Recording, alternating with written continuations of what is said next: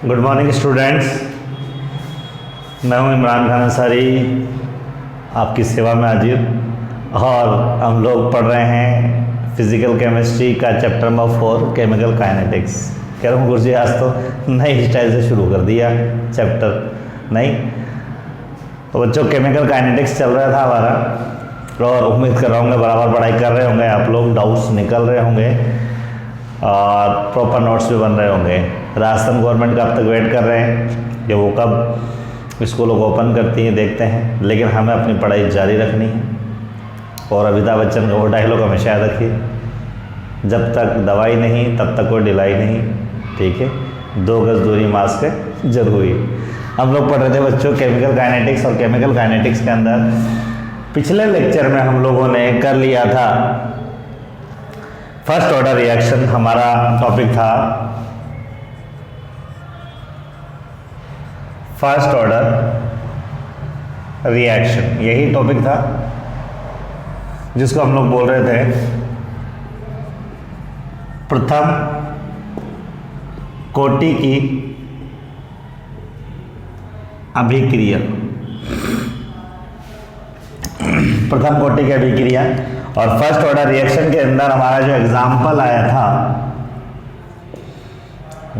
हमारे पास में जो फॉर्मूला आया था रेट कांस्टेंट का, वो आया था K1 = 2.303 अपॉन 2.303 अपॉन T, या हमारे पास में log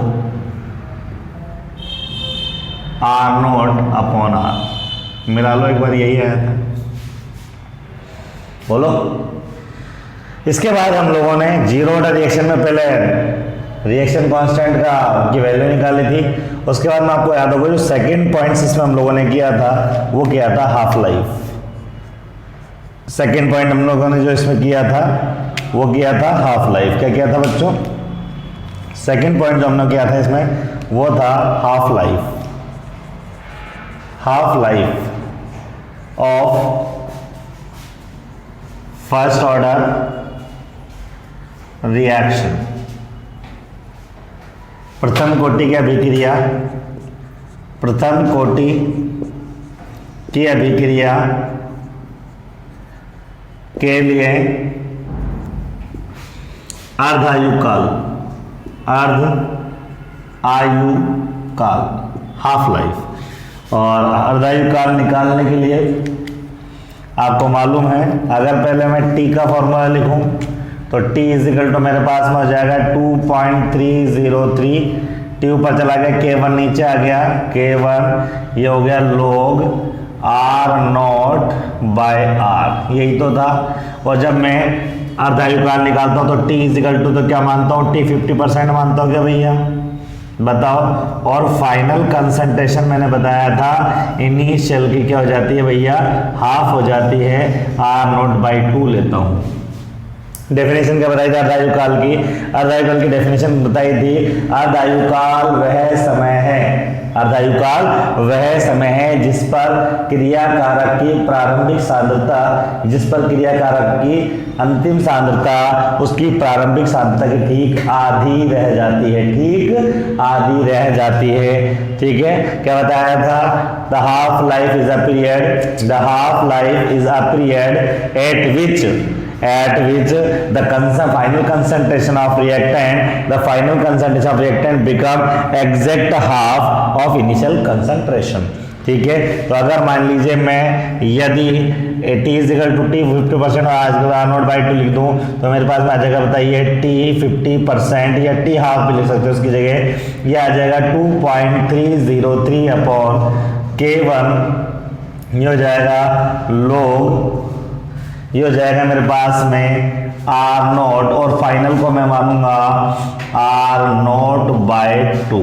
और जैसा कि आपको नजर आ रहा है इस R0 से ये R0 कैंसिल हो गया हमारे पास में, और फॉर्मूला मेरे पास में बन जाएगा, फॉर्मूला इधर हो जाएगा, फॉर्मूला T 50% = मेरे पास आ जाएगा बच्चों 2.303 अपॉन K1 log 2। और हम जानते हैं log 2 इज इक्वल टू होता है 0.3010, यही तो होता है भैया।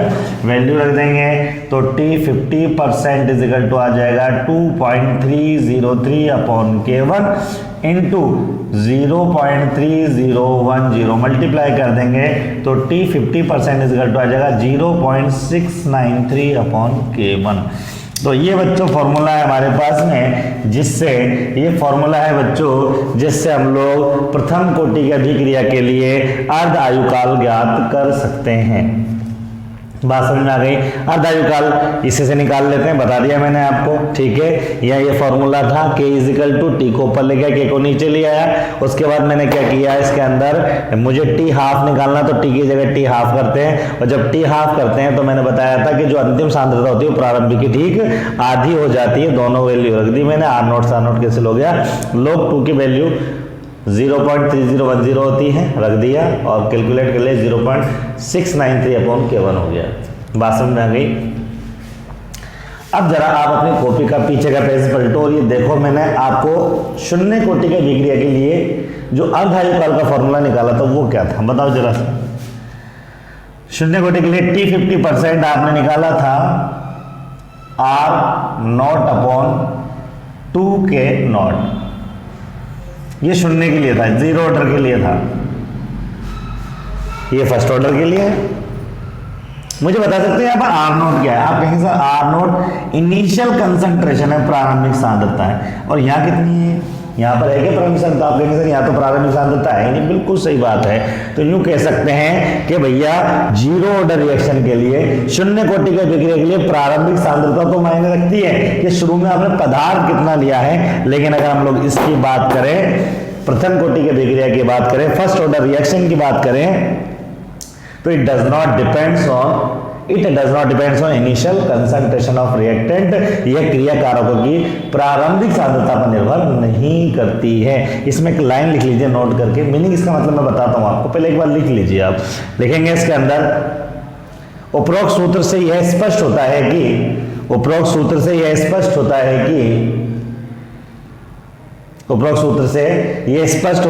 कि प्रथम कोटि की अभिक्रियाओं के लिए अर्धायुकाल,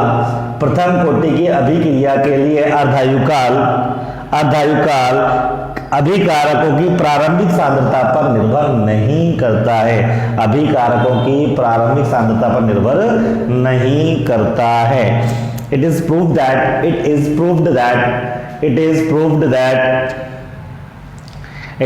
that from formula the half life of first order reaction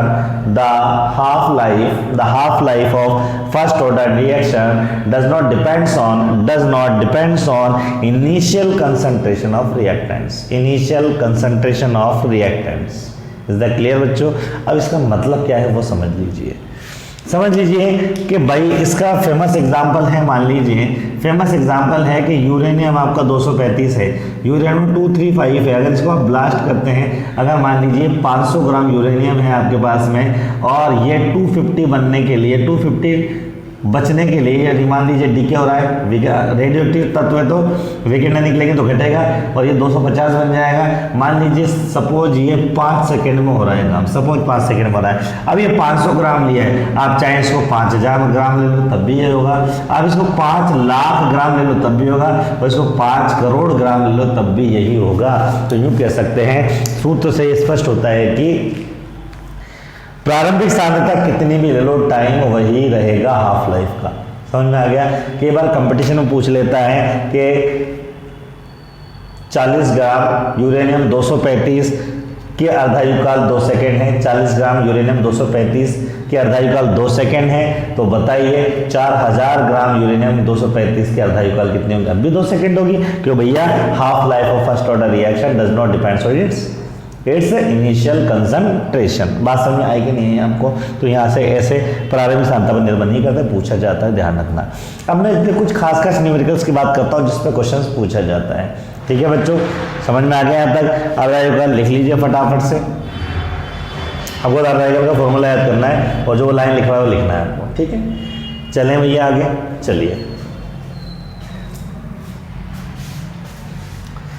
इसमें एक लाइन और लिख लीजिए आगे नीचे, प्रथम कोटि की अभिक्रियाओं के उदाहरण, example of first order reaction, प्रथम कोटि की अभिक्रियाओं के उदाहरण।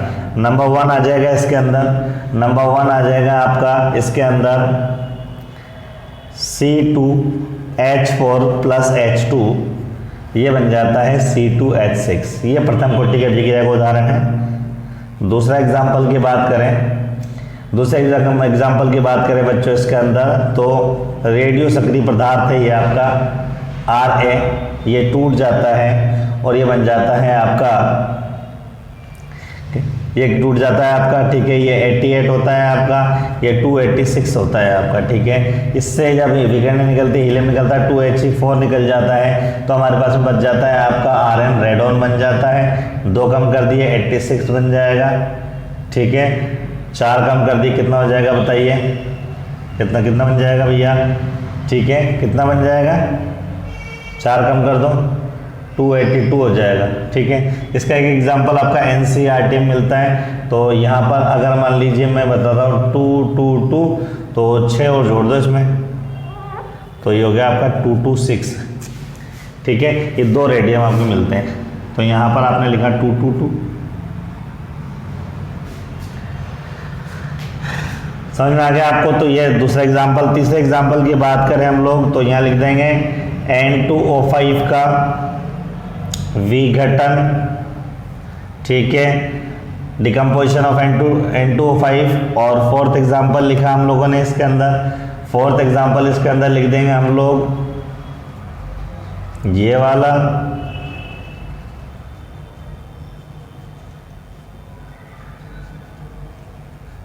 और इसकी रिएक्शन कराते हैं हमारे पास में, तो क्या बनता है बताइए। नाइट्रोजन कितने हो गए 2, प्लस कार्बन कितने 1 2 3 4 5 6, C3H कितना है 3 3 6 1 7, 3 3 6 7 7 14, 3 ये रहे 1 2 3 4 5, C6H14। तो ये कुछ एग्जांपल्स हैं बच्चों जो आपके आते हैं फर्स्ट ऑर्डर ऑफ रिएक्शन। इसके अलावा बेसन 1 रिएक्शन का एग्जांपल भी इसमें लिख सकते हैं, वो भी इसके अंदर चल जाएगा।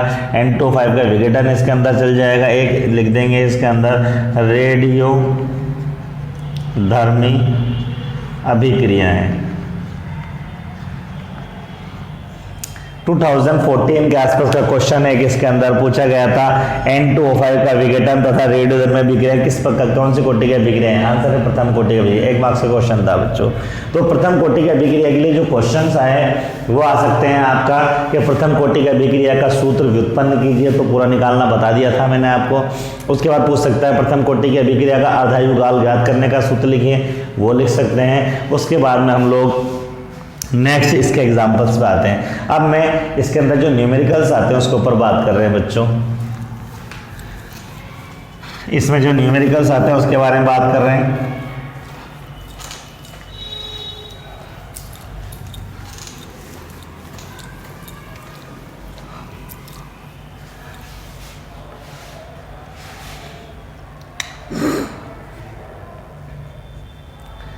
टू 2017 या 18 के आसपास का एक क्वेश्चन है और बच्चे ज़्यादातर बच्चे छोड़ करके आए थे। क्वेश्चन बहुत ईजी था।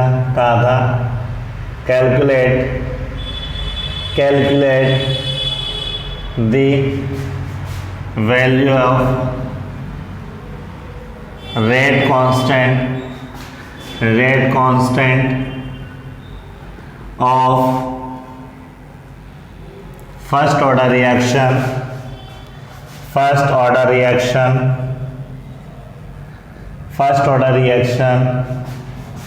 if the half life of reaction is 3 second. ठीक है, हिंदी में लिखेंगे एक प्रथम कोटि की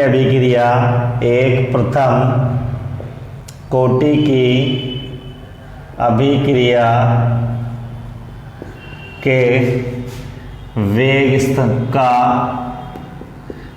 स्थिरांक ज्ञात कीजिए जबकि अर्ध आयुकाल 3 सेकेंड हो। ये क्वेश्चन पूछा हुआ है बच्चों, सॉल्यूशन बिल्कुल आसान है। सॉल्यूशन की बात करें, जानते हैं आप लोग, बताइए t 50% या t हाफ इजिकल टू क्या होता है 0.693 अपॉन k1, यस और नो। लेकिन मुझे तो k1 निकालना है, तो k1 is equal to 0.693 upon t 50% आ गया क्या बताइए। और मुझे पता है t 50% उसने दे रखा है कितना 3 सेकेंड दे रखा है, इसमें रख देंगे तो k1 इजिकल टू 0.693 अपॉन 3, 3 2 जा 6, 3 जा 9 और 3 1 जा 3, तो 0.231 क्या आ जाएगा सेकेंड इनवर्स। समझ में आ गया भैया। तो ये था आपका क्वेश्चन नंबर 1, इसका प्रैक्टिस करवाया मैंने आपको। ऐसा कोई भी क्वेश्चन होती है आप भी पूछ सकता है k1 दे करके, बहुत ईजी सा है। कुछ थोड़े से डिफरेंट टाइप के क्वेश्चन आते हैं, कैसे आते हैं उस पर बात करते हैं हम लोग। एक बार इसको लिख लीजिए, लिख लिया, चलिए अब क्वेश्चन है आपके पास में अगला, देखिए अगला क्वेश्चन। अगले क्वेश्चन की बात कर रहे हैं हम लोग। क्वेश्चन है अगला,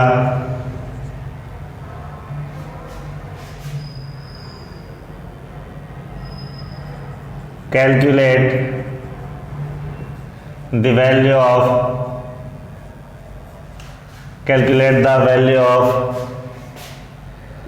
rate constant,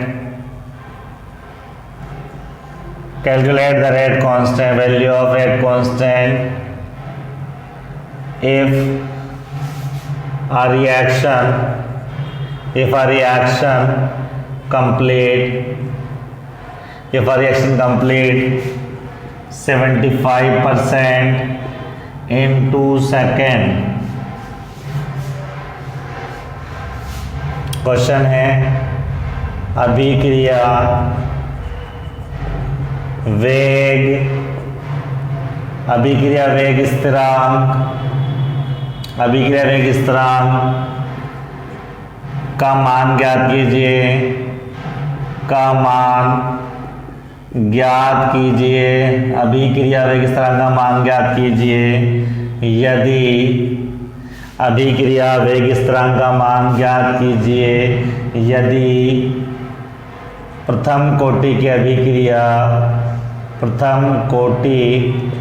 अभिक्रिया का 75% भाग 2 सेकंड में पूर्ण होता हो। ये क्वेश्चन आ गया बच्चों, ठीक है। 75% पूरा हो रहा है पार्ट। अब फर्स्ट ऑर्डर यहाँ भी उधर ऊपर लिख लेना, calculate the value of rate constant, यहाँ आगे लिख देना ऑफ फर्स्ट ऑर्डर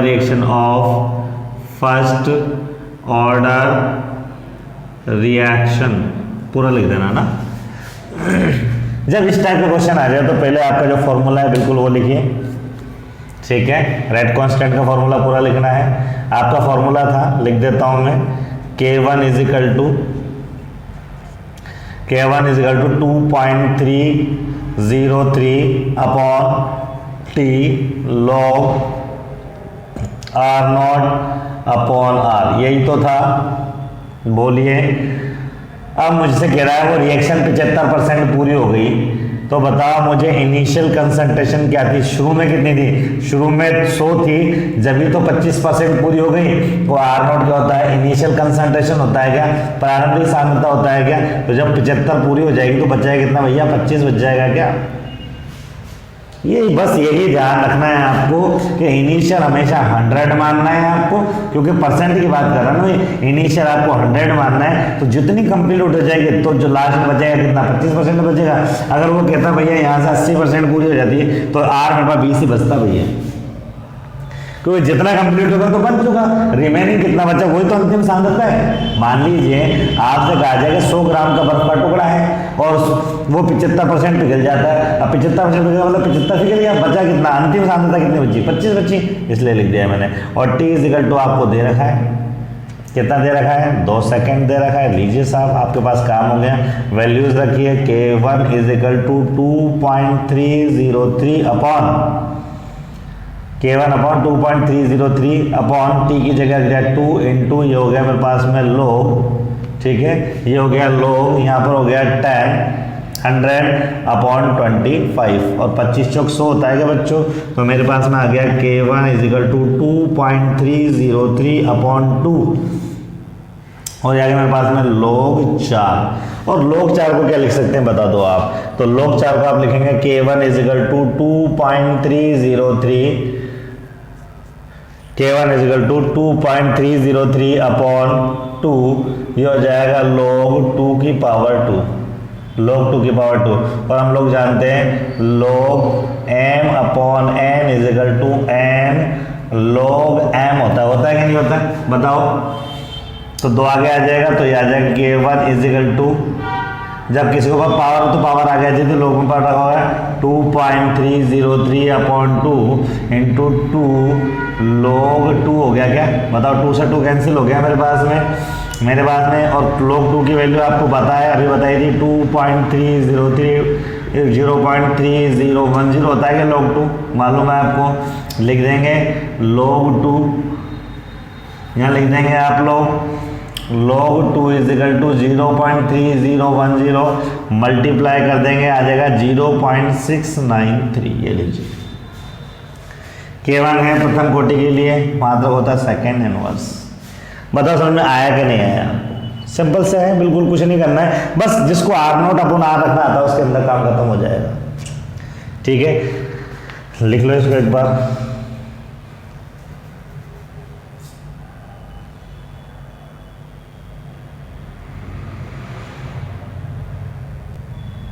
ठीक है, अब ये मैं अगला क्वेश्चन लिख रहा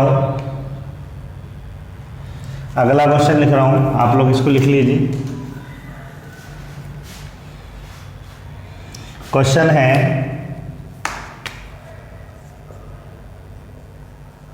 how much time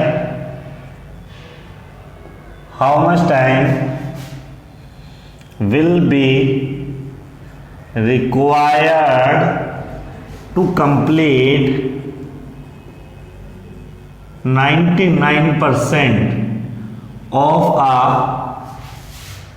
first order reaction if the value of rate constant if the value of rate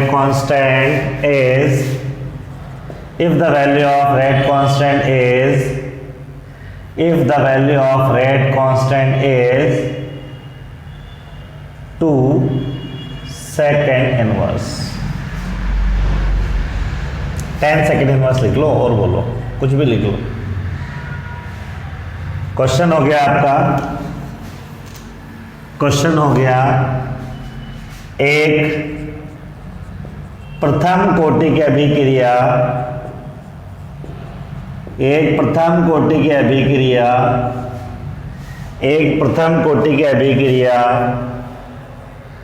को 99% पूरा होने में कितना समय लगेगा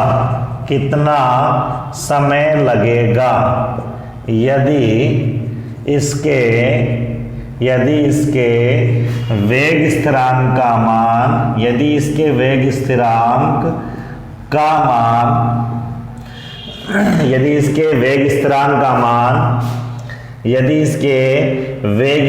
का मान 10 सेकेंड इनवर्स हो। ये क्वेश्चन आ गया आपका। ओके बच्चों, करना है इसको। चलिए, फॉर्मूला है ही आपके पास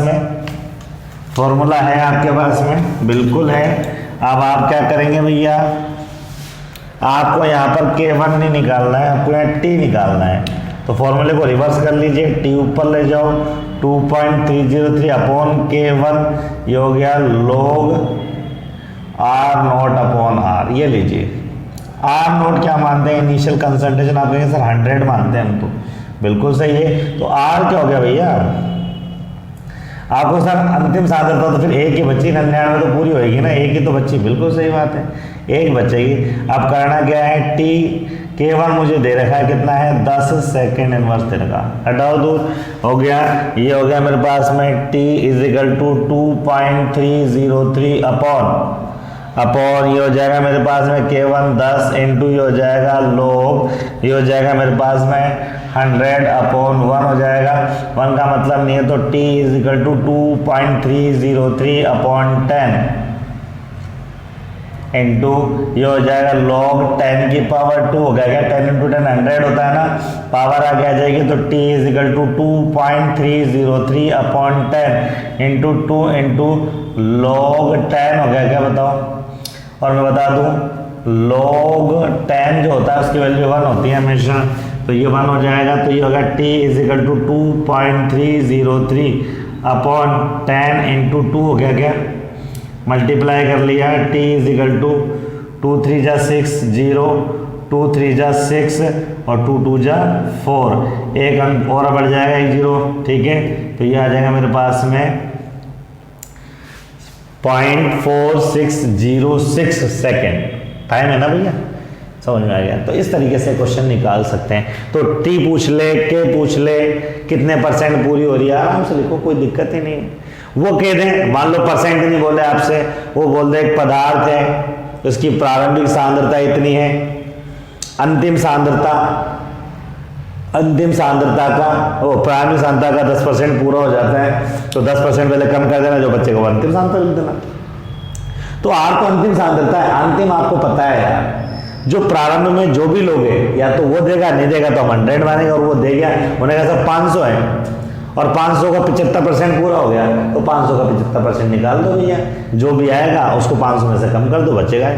मान लीजिए आपको यूँ कहे वो यार कि मेरे पास में 500 ग्राम कोई पदार्थ था, अब 500 ग्राम पदार्थ था मेरे पास में, और 500 ग्राम में से क्या हुआ कि ये जो 75% रिएक्शन पूरी हो गई, अब 75% पूरी हो गई, तो 500 का 75% निकाल दीजिए, 75% तो ये होता है 75/100, ये काट दिया, तो 25 और 5 7 35, 35 36 375 हो गया, तो 500 में से 375 घटा दो आप, इतना पूरा हो गया आपका, ठीक है। तो कितना बच जाएगा, 25 तो ये और 125 बच जाएगा, तो 125 आपका R नोट आ जाएगा, R आ जाएगा आपका, R नोट आपका 500 आ जाएगा। तो ऐसे निकाल सकते हो, क्वेश्चन कुछ भी दे सकता है, आप तो फिर फटाफट से रखो और आंसर आएगा। एक टाइप का और क्वेश्चन बनता है, वो उस पर बात करेंगे, फिर हम लोग आगे चलेंगे बच्चों। देखिए क्वेश्चन है, ये लिख लीजिए, आप चाहो तो लिख लिया होगा, वैसे तो स्क्रीनशॉट ले लो, ये तो वैसे समझाया था मैंने आपको ना। अगला क्वेश्चन हम लोग बात कर रहे हैं, अगले क्वेश्चन की बात की मैंने कहा, क्वेश्चन में मैंने कहा आपसे, क्वेश्चन में कहा if 5 second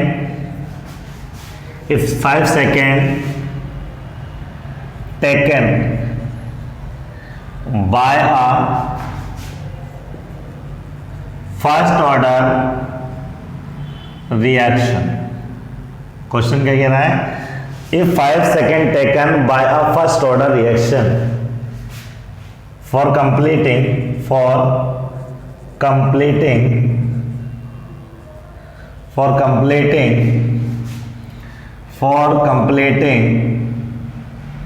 75%, then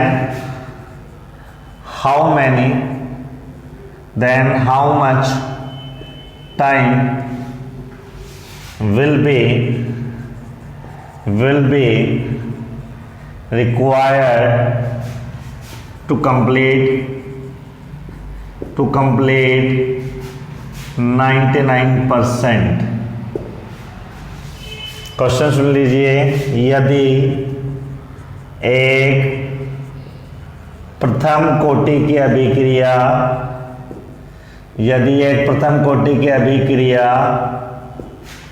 75% पूर्ण होने में 5 सेकंड का 5 सेकंड का समय लेती है, 5 सेकंड का समय लेती है, तो यह अभिक्रिया 99% पूर्ण होने में कितना समय लेगी? ये लीजिए साहब, तो 2 टर्म पूछ लिए हमसे, कोई दिक्कत नहीं है, ठीक है। आपको फॉर्मूला मालूम होना चाहिए, सॉल्यूशन का तरीका मालूम, बहुत आसान है। सॉल्यूशन लिखा आप लोगों ने, चलिए पहले हम लोग बात कर रहे हैं 75% पूरी हो रही है तब, तो यहाँ लिख दिया मैंने T 75% is equal to 2.303 upon K1, ठीक है। ये हो गया आपका log, ठीक है, log, और ये हो गया अपने पास में R0 अपॉन R, और मेरे पास में T 75% is equal to 2.303 upon K1 log 75% पूरी होगी, तो ये तो मानूंगा मैं 100 अपॉन 75% पूरी होगी, तो क्या 25 बच जाएगी क्या भैया, ठीक है। और ये 25 चौक 100 हो गया भैया, और ये को 2 की पावर 2 लिख देंगे, तो T 75% is equal to 2.303 upon K1, जो हो जाएगा log 2 की पावर 2 हो जाएगा ना, 4 है तो अभी बताया ना, तो T 75% is equal to 2.303 upon K1, और ये 2 log 2 आ गया मेरे पास में। ये इक्वेशन नंबर 1 कह दो इसको, ठीक है। इसी तरीके से अगर हम लोग बात करें तो T 90% मेरे पास में क्या हो जाएगा, T 90% मेरे पास में हो जाएगा 2.303 अपॉन K1, ये हो जाएगा log, ये हो जाएगा R0/R, और ये हो जाएगा T 90% is equal to 2.303 upon K1 log R0 की जगह मेरे पास में आ जाएगा वही 100, R की जगह आ जाएगा 1। यही तो होता है यार, यही होता है। तो T 90% इज इक्वल टू मेरे पास में 2.303 अपॉन K1, और ये हो गया मेरे पास में log 10 की पावर 2, तो ये हो गया T 90% is equal to 2.303 upon K1, और ये हो गया मेरे पास में 2 log 10, ठीक है भैया, समझ में आ गया आपको। तो मेरे पास में क्या हो गया, log 2 की वैल्यू मेरे पास में आ गया T 75% इज इक्वल टू मेरे पास में 2.303 अपॉन K1, ये हो गया 2 इंटू 0.3010, और मेरे पास में यहाँ पर आ गया T 90% इज इक्वल टू आ गया 2.303 अपॉन K1 इंटू ये आ गया मेरे पास में 2 log 10 की वैल्यू तो 1 होगी ना मेरे पास में। अब आपको निकालना बहुत आसान है, अब क्या करना है आपको, आपने यहाँ लिख दिया T 75% अपॉन, ये इक्वेशन नंबर 2 है आपकी, 1 और 2 को भाग लगा दी, T 75 T 90% is equal to हो गया मेरे पास में 2.303 अपॉन K1 इंटू ये हो गया मेरे पास 2 इंटू 0.3010, और दूसरा मेरे पास में हो गया यहाँ पर 90% वाला आ गया मेरे पास में 2.303 अपॉन K1 इंटू ये मेरे पास में आ गया इंटू क्या आ गया भैया 2, तो ये तो पूरा कैंसिल आउट हो गया, ठीक है, ये 2 से 2 कैंसिल आउट हो गया, तो T 75% upon T 90% is equal to मेरे पास में आ गया 0.3010, ये इससे कट गया, 2 से 2 कट गया ना भैया, बोलो सही है। अब मुझे बताइए मैं ये कह रहा हूँ भैया 75% पूर्ण होने में कितना 5 सेकंड हो रहा, तो ये 5 सेकंड इसकी वैल्यू दे रखी है मुझे, तो ये लिख दिया है मैंने, यहाँ इसको मिटा के लिख देता हूँ बच्चों ना, इधर लिख देता हूँ, आप इधर से लिख लेना, क्वेश्चन तो लिख ही लिया ना आप लोगों ने। तो यहाँ पर फिर मैंने इसकी बात मैं कर रहा हूँ, तो मेरे पास में T 75% क्वेश्चन में दे रखा है, 5 सेकंड दे रखा है, तो ये हो गया 5 upon T 90% is equal to 0.3010 दे रखा है, ठीक है, अपॉन 1 कर लो, इसको क्रॉस मल्टीप्लाई करेंगे तो ये हो जाएगा मेरे पास में T 90% इजिकल टू मेरे पास में हो जाएगा 5/0.3010 हो गया। पॉइंट हटा दिए, 1 2 3 4 जीरो लगा दिए, 1 2 3 और 4, ये 0 से 0 कट गया। तो T 90% इजिकल टू आ गया मेरे पास में 5000/301, लगभग 300 से डिवाइड करना है आपको। डिवाइड कर देंगे, आंसर आ जाएगा। ठीक है, डिवाइड करना आपको आता होगा, 300 ही मान लो लगभग इसको। 0 से 0 कट गया आपका, 3 से कर दो, कितना हो गया? 3 एकम 3 के 2 बज गया, 3 6 18, ठीक है, और 3 6 18 हो गया, 2 बज गया, 3 6 18, 16.66 सेकेंड आ जाएगा आपका। बोलो समझ में आया कि नहीं आया? तो इस तरीके से यूँ कह सकते हैं बच्चों, इस तरीके से यूँ कह सकते हैं कि यहाँ हम लोग ये निकाल सकते हैं परसेंटेज वाइज क्वेश्चन। तो बहुत आसान तरीका है कि भैया अगर अगर आपकी 2 रिएक्शंस दे रखी हैं तो उसके टाइम भी निकाल सकते हैं, और इसी तरीके से 2 रिएक्शन देके उसके K1 K2 निकालना तो T कट जाएगा उसमें। तो उस तरीके से जितने भी क्वेश्चन हम लोग आसानी से कर सकते हैं। तो ये था आपका फर्स्ट ऑर्डर रिएक्शन। बात समझ में आ गई बच्चों? तो ये चैप्टर हमारे पास में राजस्थान बोर्ड ने जो सिलेबस डिसाइड किया है वो यहीं तक ही डिसाइड किया है। आगे इसके अंदर अगला आता है आपका एनर्जी ऑफ एक्टिवेशन, सक्रियण ऊर्जा। सक्रियण ऊर्जा के बाद में अगली चीज जो इसके अंदर आती है वो आती है आरएनए सिद्धांत, और आरएनए सिद्धांत के बाद में जो अगली चीज आती है उसके अंदर वो आती है टक्कर सिद्धांत। ये तीनों टॉपिक हटा दिए हैं। मैं जैसा कि बताता आ रहा हूँ, आपको रिपीट करता हुआ आ रहा हूँ कि जो टॉपिक राजस्थान बोर्ड ने हटा दिए हैं वो भी मैं कराऊंगा, लेकिन सिलेबस हो जाने के बाद। ये हमारी क्लासेस रेगुलर चलते रहेंगे, ऑनलाइन भी और ऑफलाइन भी। ठीक है, आपको बने रहना है, चैप्टर की उसकी सिलेबस की टेंशन नहीं करनी है। तो बच्चों ये था हमारे पास में, ठीक है, चैप्टर केमिकल काइनेटिक्स। अब हमारे पास में इस बुक के अंदर हमारे पास में अब तक पूरा हो चुका है chapter number 1, chapter number 2, chapter number 3 and chapter number 4। 4 chapter पूरे हो चुके हैं। कुछ का चैप्टर नंबर 3 बाकी है, तो वो जल्दी ही उस क्लास को शुरू करेंगे हम लोग। ठीक है, उसके जो नोट्स हैं वो आपको, जो उसके जो लेक्चर्स हैं वो आपके लिए अपलोड कर दिए जाएंगे, कि वो इंग्लिश मीडियम के लिए करी थी। हिंदी मीडियम की ऑफलाइन क्लासेस चल रही थी, उसके अंदर चल रहा था मामला। ठीक है, तो जो जिन बच्चों को छूटा उसको दोबारा करा दिया जाएगा, कोई इशू नहीं है। ठीक है, तो 4 चैप्टर हो गए। इसके अलावा 5वां चैप्टर कराएंगे अब हम लोग। इसके बाद में 6 चैप्टर आपका हटा दिया गया है, 7वां और 8वां। 9वां चैप्टर आपको मैं करा चुका हूँ, कोऑर्डिनेशन कंपाउंड। तो कहने मतलब इस बुक के अंदर हमारे पास में कौन कौन से चैप्टर बाकी हैं? 5th बाकी है, 7th बाकी है और 8th बाकी, 3 चैप्टर बाकी हैं। ठीक है बच्चों, तो ये इतना हमारा हो चुका है। अब हम लोग अगले लेक्चर के अंदर मिलेंगे सरफेस केमिस्ट्री के साथ। यहाँ तक आप कर लीजिए, न्यूमेरिकल कर लीजिए, डाउट्स पूछ लीजिए। कुछ अगर बाकी बाय द वे रह जाता है, क्योंकि सिलेबस राजस्थान बोर्ड ने क्या किया, बीच में से टॉपिक हटाए हैं, तो ज़्यादा चीज़ें करा दी हैं। फिर भी अगर एक आध चीज़ इंपॉर्टेंट लगेगी तो आप हर चैप्टर के बाद में एक एक पेज वापस बाकी छोड़ सकते हैं। नहीं हो तो एक कॉपी स्पेशल बना लेंगे, रिमेनिंग टॉपिक्स के नाम से बना लेना, कि भाई जब कोई टॉपिक अगर रह गया होगा बाय द वे तो मैं उसको करा दूंगा। ठीक है बच्चों, घबराने की जरूरत नहीं है, सब आसान होगा, बढ़िया होगा। अभी राजस्थान बोर्ड के फॉर्म निकले हुए हैं, स्कूल वालों ने कांटेक्ट आपको कर लिया होगा, नहीं करा होगा तो आप कर लीजिए। ठीक है, और 30 तारीख लास्ट डेट है उसकी, फॉर्म भर लीजिए आप लोग राजस्थान बोर्ड के।